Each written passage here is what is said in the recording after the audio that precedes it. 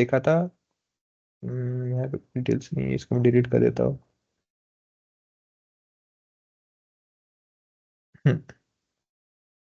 Condition formatting हमने different different scenarios देखे, और फिर हमने कल स्टार्ट किया था चार्ट्स।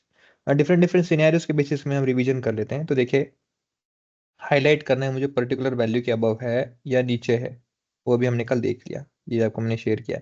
हाईलाइट करना है डुप्लीकेट है तो वो भी चेक कर दिया। अगर डेटा बार के थ्रू आपको रिप्रेजेंटेशन दिखाना है, डेटा बार में होता है ग्रेडियंट वाइज, एक ग्रेडियंट वाइज और एक सॉलिड बार, वो भी हमने देखा।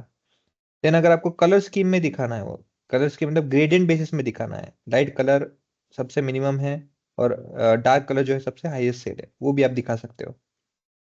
देन परसेंटेज बेसिस में दिखाना है, वो भी दे सकते हो। देन प्रायोरिटी टेक्स्ट सर्च करके, यूजिंग टेक्स्ट, अगर वो हाईलाइट करना है, टेक्स्ट हाईलाइट करना है, वो भी आप कर सकते हो। देन अगेन थोड़ा सा यहाँ पे आता हूँ मैं, चेंज या डेट को ओपन करता हूँ।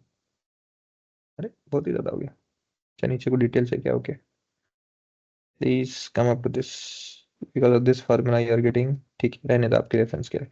नाउ अगेन जो डेट है उसमें से ओवर ड्यू कुछ चीजें हैं, तो आप वो भी मेंशन करके डिफाइन कर सकते हो। देन अगर हमने ये भी देखा कि एक पर्टिकुलर वैल्यू को भी आप यहाँ पे मेंशन क्राइटेरिया बेस में, कंडीशन बेस में भी देना है, फॉर्मूला बेसिस में, तो आप खुद का रूल करके भी क्रिएट कर सकते हो। उसी बेसिस में अगर पूरा का पूरा सेल, ओनली एक पर्टिकुलर सेल हाईलाइट ना होते, आपको पूरा सेल हाईलाइट करना है, पूरा रो हाईलाइट करना है, तो वो भी आप कर सकते हो।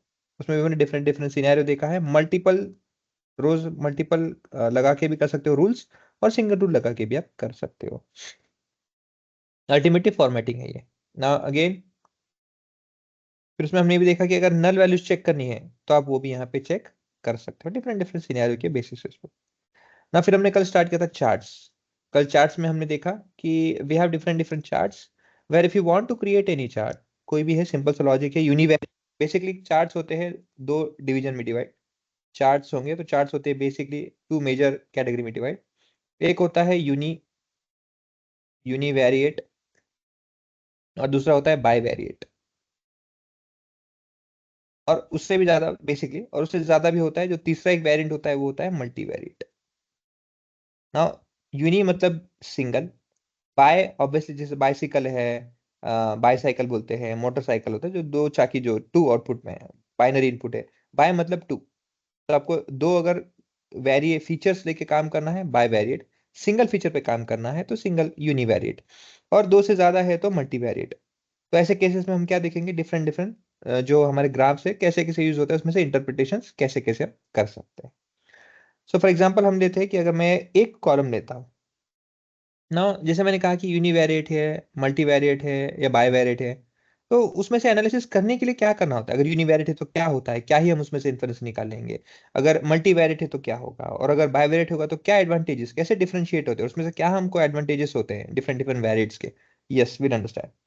फॉर एग्जाम्पल एक माइलेज का कॉलम में लेता हूँ, और उसे क्या करता हूँ, एक डेटा में जाना है, डेटा में जो आपके सॉरी इंसर्ट में जाना है, इंसर्ट में जो आपके चार्ट्स होते हैं उसमें से कोई भी आपको एक लेना है, ले सकते हैं।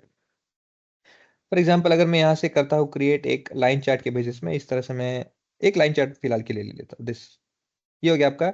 ना ये कौन सा बेसिस में क्रिएट हुआ है, ये क्रिएट हुआ है आपके जितने भी इनपुट्स हैं, वी हैव 32 इनपुट्स, तो आप देखोगे जितने भी आपके इनपुट्स है 1 से लेके 32, जितने भी आपके इनपुट है सब यहाँ पे क्या है, एक्सिस आ गया है, दिस इज एक्स एक्सिस, ये है your inputs. Now this is your y input, जहाँ पे आपके वैल्यूज है, जो उस हर एक रिकॉर्ड में, जैसे 2 में जो वैल्यू है रिसाइड करता है 21 है, ओके 21 यहाँ पे है। थोड़ा आगे जाओगे, नेक्स्ट रिकॉर्ड क्या है 21, फिर सेम है इसलिए यहाँ पे है। 22.8 है तो 22.8 थोड़ा सा ऊपर आ गया। ऐसे करते करते देखोगे कि अगर यहाँ पे कोई 32 है, देखो 32 कौन सा है, 19th, तो 19th यहाँ पे आऊंगा, देखो 32 के करीब आ गया, ये 32 के करीब यहाँ पे वैल्यू 32 के करीब।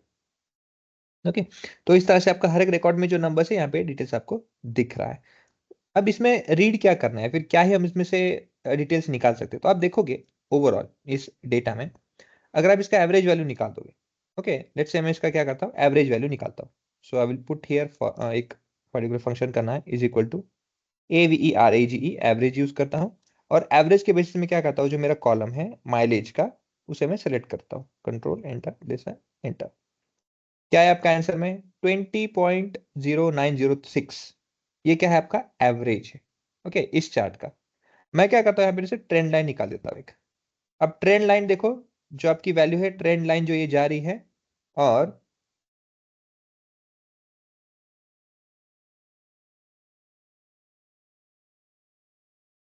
डेटा लेबल्स नहीं जरूरी है मेरे लिए फिलहाल। एक्सिस ठीक है, फॉर्मेट करता है सेलेक्टिवली, फॉर्मेट चार्ट यहाँ पे आता हूँ।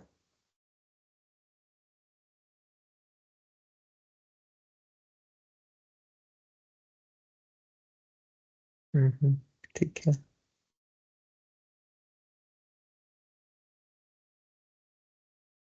ठीक है। ट्रेंड लाइन को यहाँ से, ठीक है, यहाँ से कर दो डायरेक्टली। ट्रेंड लाइन को मैं थोड़ा कलर डार्क कर रहा ताकि दिखा देख सके, हम उसे रिप्रेजेंट कर सके। रेड कलर में करता हूँ, डिफरेंशिएट करेगा। Instead of dash I put it as a solid colour. Okay, ना दिस इज बिट बेटर। मैं थोड़ा और यहाँ पे करता हूँ एनलार्ज।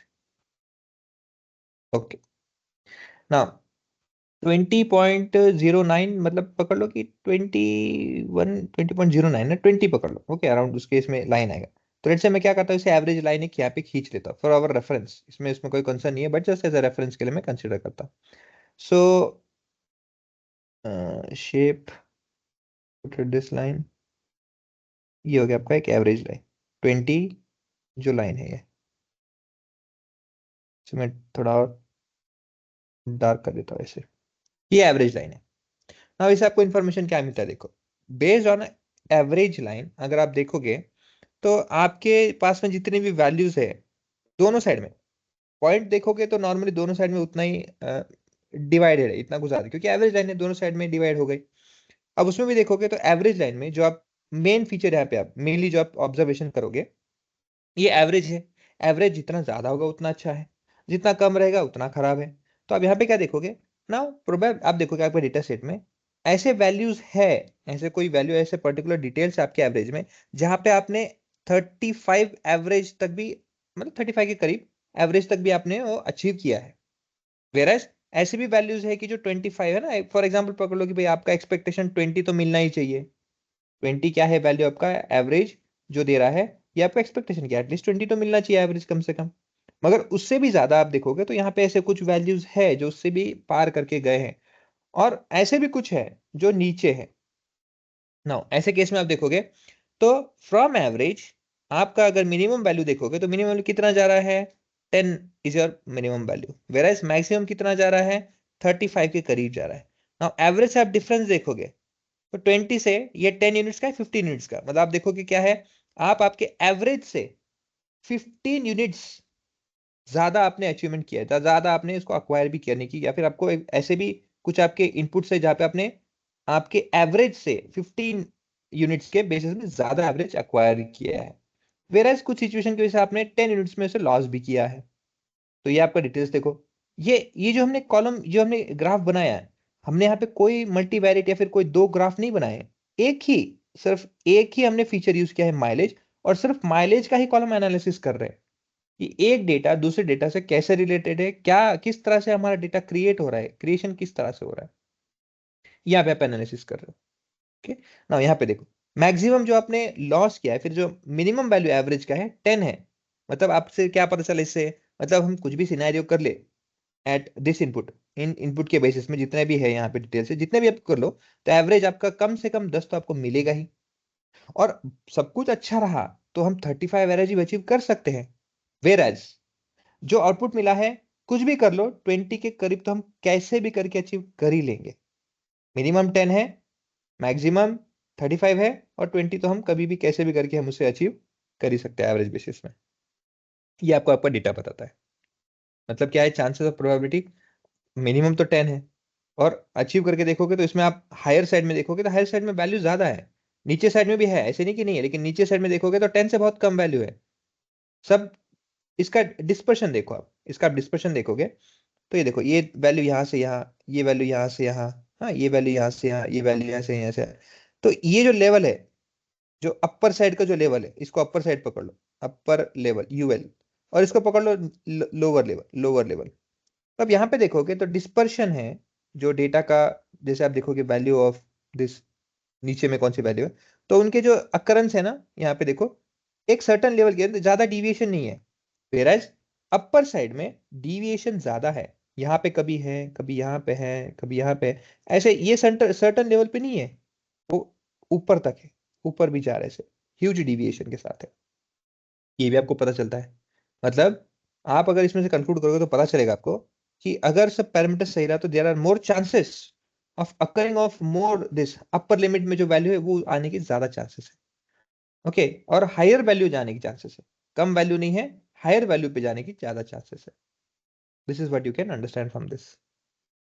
ऐसे हम एक ही कॉलम में, स्पेसिफिकली एक ही कॉलम में हर एक नंबर को भी हम एनालिसिस कर सकते हैं कि ये जो कॉलम क्रिएट हुआ है, माइलेज जो कॉलम क्रिएट हुआ है, इसमें क्या इंफॉर्मेशन हिडन है, हम एक ही कॉलम के बारे में भी चीजें एनालिसिस करके निकाल सकते हैं। This is called univariate. Now bivariate क्यों कहते हैं? जब आप माइलेज और सिलेंडर इन दोनों के बीच में रिलेशन फाइंड आउट करोगे या कुछ एनालिसिस करोगे, तो दोनों के ही बीच में आप एनालिसिस करोगे, this is called bivariate. Varies mileage के साथ में अभी आप कंपेयर सिर्फ सिलेंडर के साथ में कर रहे थे, उसके बाद में आप क्या करोगे, डिस्प्लेसमेंट भी करोगे, फिर एचपी भी करोगे। एक साथ में जब आप मल्टीपल कॉलम्स करते हैं तो उसे मल्टीवेरिएट कहते हैं। क्लियर है? Yes sir. Okay. As it is मैं यहाँ पे छोटा करके रख देता हूँ ताकि आपके रेफर ये लाइन की जरूरत नहीं है। दिस दिस ये एवरेज की वैल्यू थी, ठीक है।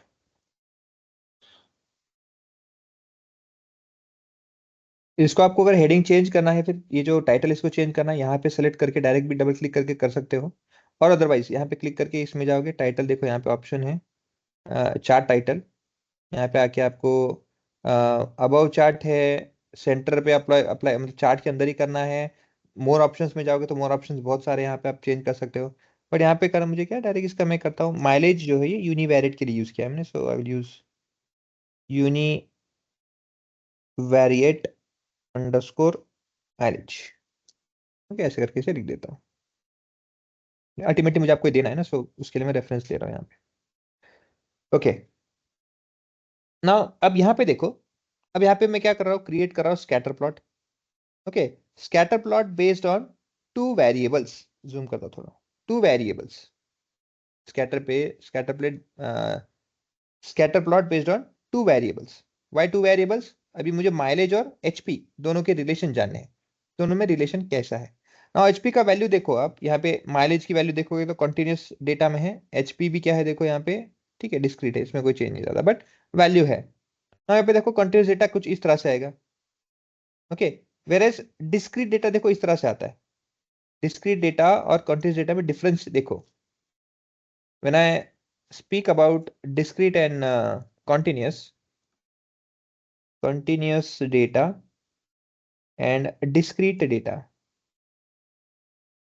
ओके, ना उसमें ग्राफ भी आपको बहुत हर बार हमेशा चेंजेस मिलेंगे। फॉर एग्जांपल लेट्स से मैं सिलेंडर वाला ये जो चार्ट है, मैंने इसको बार चार्ट किया है ना, इसको मैं चेंज करता हूँ chart, instead of bar I want to make it column.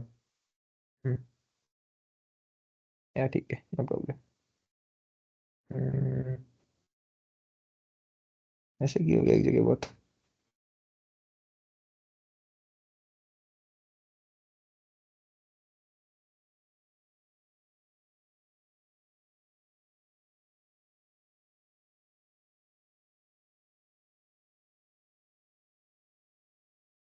दो आ रहा है क्या अलग से? एक सेकेंड ना, डिलीट करता हूँ, उससे गलत हुआ। उसी कॉलम को करता हूँ मैं, सिलेंडर और माइलेज, या that one. Insert F column chart, ठीक है, कौन सा है, क्लस्टर्ड कॉलम। ओके, थोड़ा सा यहाँ पे आ जाइए, या हियर।